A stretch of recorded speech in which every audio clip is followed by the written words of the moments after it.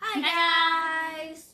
Welcome to our 8th episode of Reading Before Bedtime with Jhayd and Jo. And I am Mommy. Hi. So today we're going to be reading 2 books.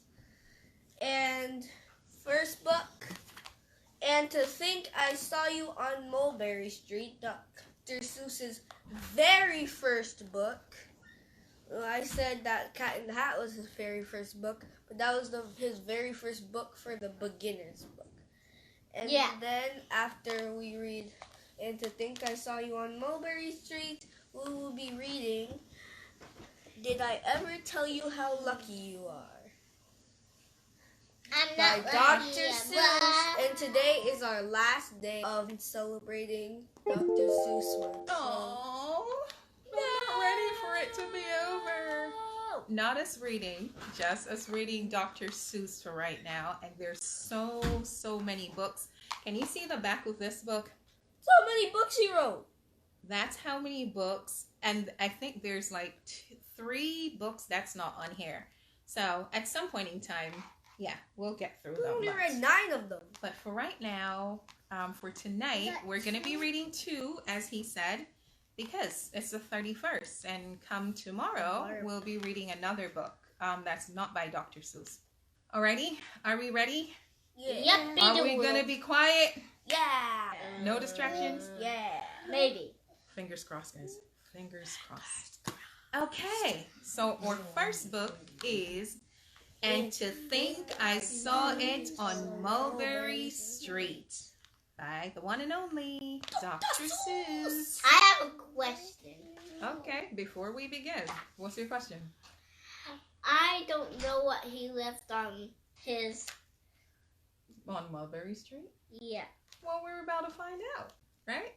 We'll find out what the story's all about. And it goes, when I leave home to walk to school, Dad always says to me, Marco, keep your eyelids up and see what you can see. But when I tell him where I've been and what I think I've seen, he looks at me sternly and says, your eyesight's much too keen. Stop telling such outlandish tales. Stop turning minnows into whales. Now, what can I say when I get home today? Grandma said San Jerome. It's watching. Ari, go up, baby, because I can't Mommy, see you.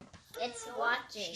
All the long way to school and all the way back, I've looked and I've looked and I've kept careful track. But all that I've noticed except my own feet was a horse and a wagon on Mulberry Street.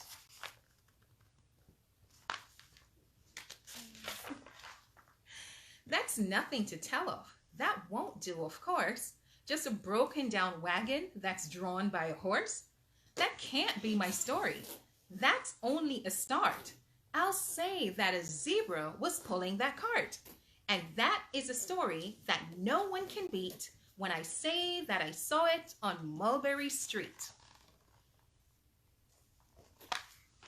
Yes, the zebra is fine, but I think it's a shame. Such a marvelous beast with a cart, that's so lame.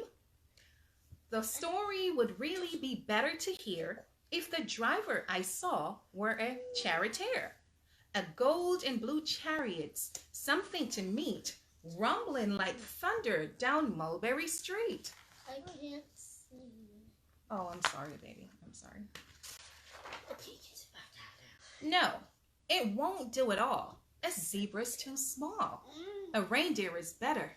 He's fast and he's fleet, and he'd look mighty smart on old Mulberry Street. Rudolph the red-nosed reindeer. Okay, not right now. Had a very No. tiny nose. Hold on a minute. There's something wrong. A reindeer hates the way it feels to pull a thing that runs on wheels. He'd be much happier instead if he could pull a fancy sled. Fancy sled. Really? Head deer. A reindeer and sleigh? Say, anyone can think of that. Jack or Fred or Joe or Nat. Say, even Jane could think of that. But it isn't too late to make one little change. A sleigh and an elephant. Now, there's something strange. I'll pick one with plenty of power and size, a blue one with plenty of fun in his eyes. And then, just to give him a little more tone, have a Raha with rubies perched high on a throne. Say, that makes a story that no one can beat when I say that I saw it on Mulberry Street. Joseph marked up the book. I don't know who marked Sorry, up the book. guys. Someone marked the book. Not me. I think But I Morton is the elephant. but I think I marked the book when I was born. March. But now I don't know. It still doesn't seem right. An elephant pulling a thing that's so light would whip it around in the air like a kite. But he looks simply grand with a great big brass band. Guys, sit back. Sit back. A band that's so good should have someone to hear it, but it's going so fast that it's hard to keep near it. I'll pull on a trailer. They know they won't mind if a man sits and listens while hitched on behind. Shh, leave her. But now, is it fair? Is it fair what I've done? I'll bet those wagon weighs more than a ton. That's really too heavy a load for one beast. I'll give him some helpers. He needs two at least. But now, what Mulberry Streets runs into bliss? Unless there's something I can fix up, there'll be an awful traffic mix-up.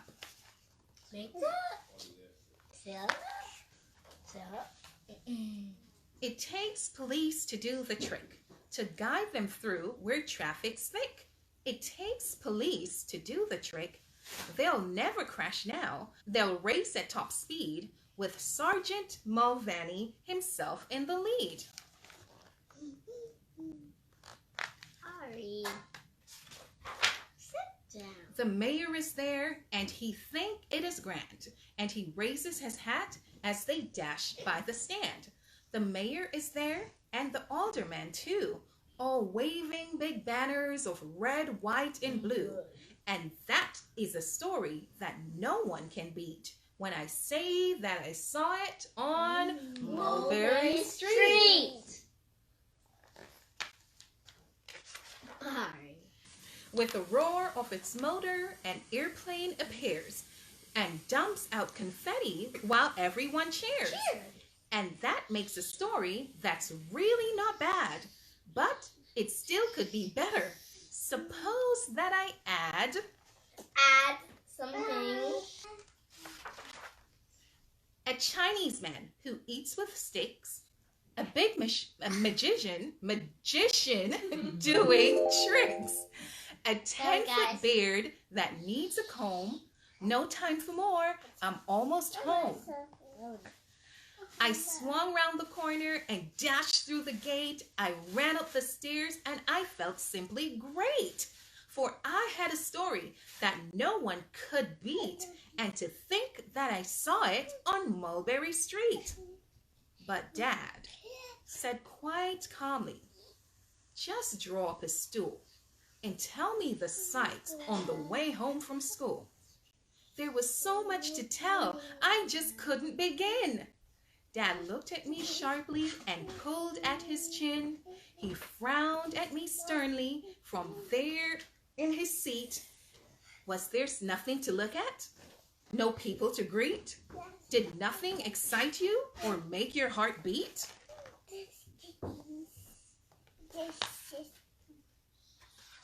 Nothing, I said, growing red as a beet, but a plain horse and wagon on Mulberry Street.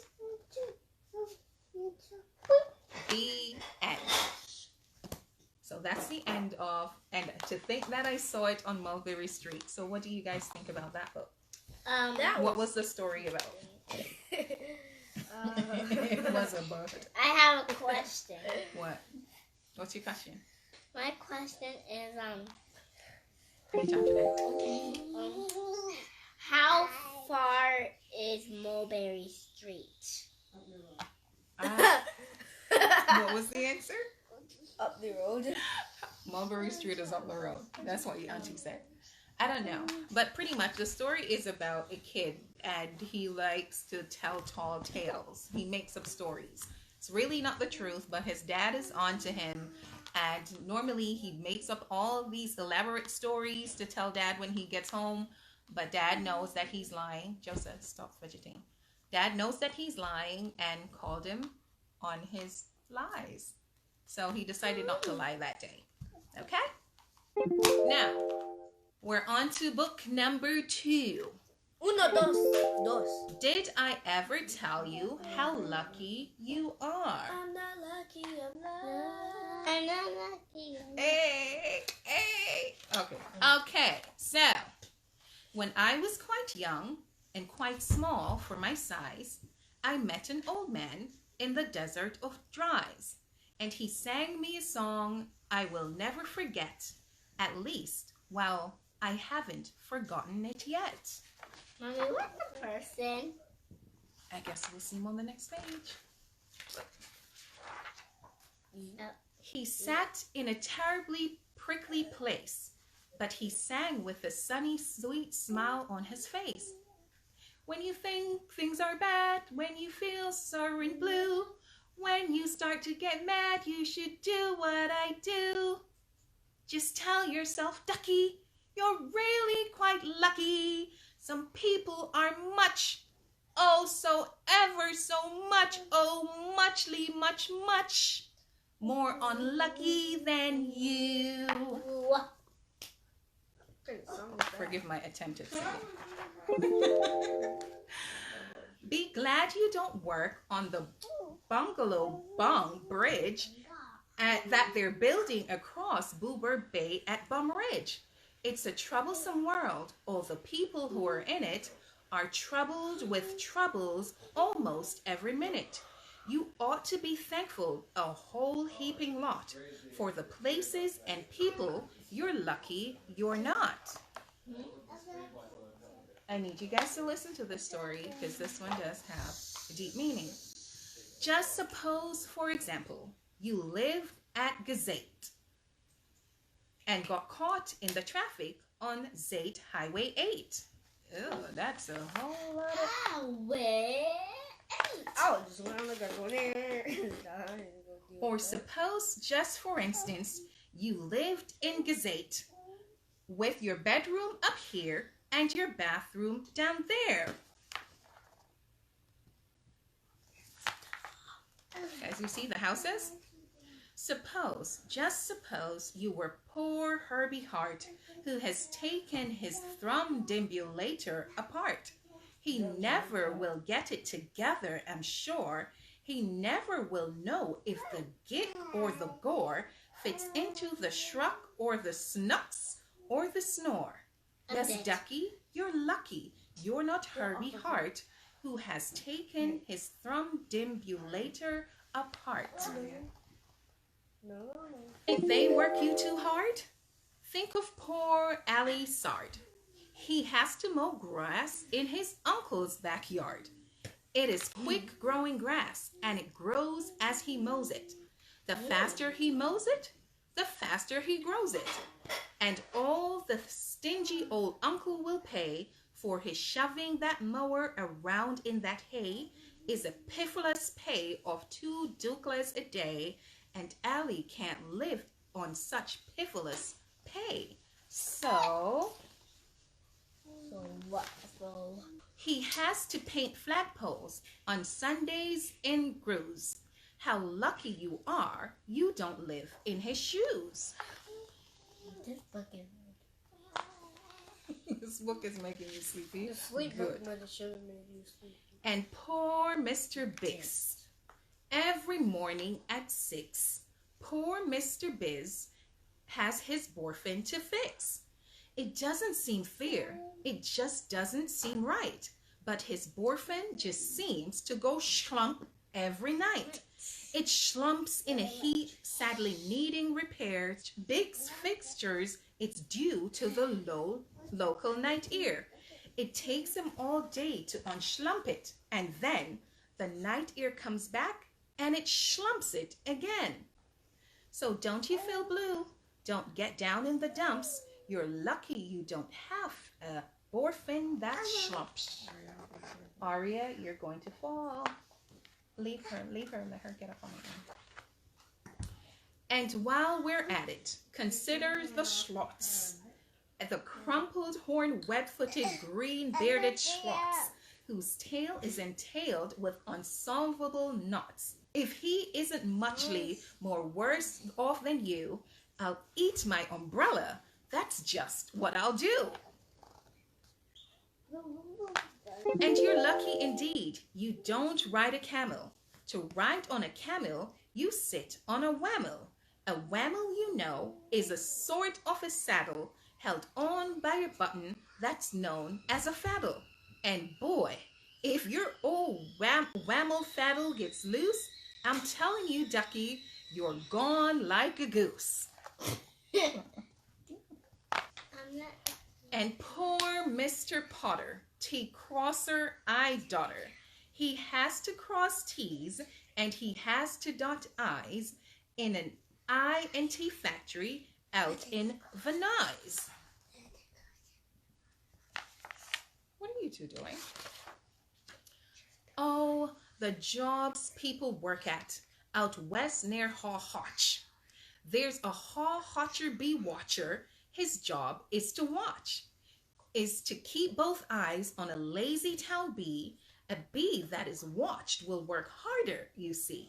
Well, he watched and he watched, but in spite of his watch, that bee did not work any harder, not a watch. So then somebody said, or old bee watching man just isn't bee watching as hard as he can. He ought to be watched by another hotcher. That thing that we need is a bee watcher. Well, the bee watcher watched the bee watcher. He didn't watch well, so another hotcher had to come in as a watcher. And today, all the hotchers who lived in Hotch are watching on watching watch. Watching the watcher who's watching that bee. You're not a hotch watcher. You're lucky, you see. And how fortunate you're not Professor DeBreeze, who has spent his past 32 years, if you please, trying to teach Irish ducks how to read Javanese. What are you two whispering about?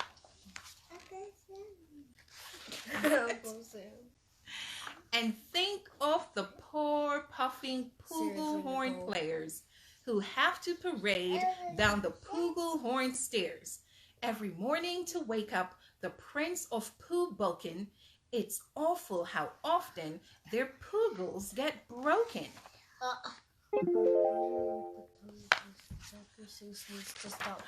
And oh, just suppose you were poor Harry Hardo. Try as he will, he cannot find a shadow. He thinks that perhaps something's wrong with his jizz, and I think that, by golly, there probably is. Okay, guys. Cut it. And the brothers Bazoo, the poor brothers Bazoo, suppose your hair grew like theirs happened to do. You think you're unlucky? I'm telling you, ducky, some people are muchly, oh, ever so muchly more unlucky than you. Okay, come sit with me right here. No. Sorry, guys, that was Ari. And you. And suppose that you lived in the forest of France, where the average young person just hasn't a chance to escape from the perilous pants-eating pants. But your pants are safe. You're a fortunate guy. and you ought to be shouting, "How lucky am I?" Don't stand in front of it. And speaking of plants, you should be greatly gladdish. You're not Farmer Falkenberg's 17th radish.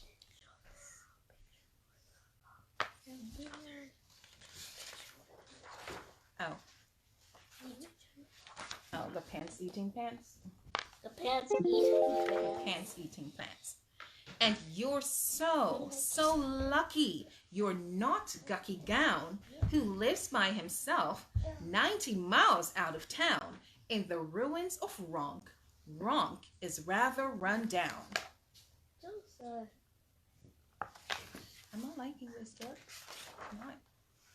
And you're so lucky you're not a left sock left behind by mistake in the caverns of Crop. How's that unlucky? Thank goodness for all the things that you're not.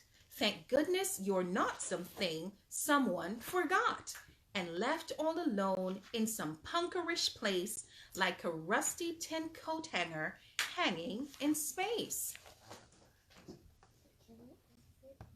That's why I say, Ducky, don't grumble, don't stew. Some critters are much, oh, ever so much, so muchly, much more unlucky than you. The end. Okay. Thanks for all those comments, Nicole. Okay, so did you guys get anything from this book? Oh gosh. That I'm. How are we doing on time? We're over our time. Okay, Ari, can we read this tomorrow, baby? Actually, we'll start with these, and we definitely need to start with this. Why should I listen? This is for you. You're welcome. What is your question? The question is, how do you don't clean up when it's time to go? How? What? Okay. Anyhow, guys, thank you for joining us on another episode of Reading Before Bed with Ari. What's your name? What's your name? Ari. Jhayd Jo. And me. Keep reading. Good night, guys. Bye-bye.